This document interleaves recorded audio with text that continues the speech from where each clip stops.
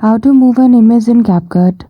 Hello everyone, welcome back to our channel, and today we are back again with a new video.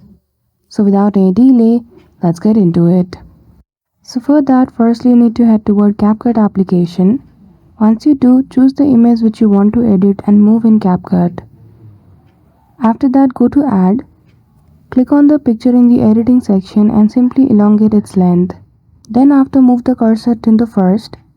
Click on keyframe beside the undo option. Now using your hand and cursor, move the picture to the beginning.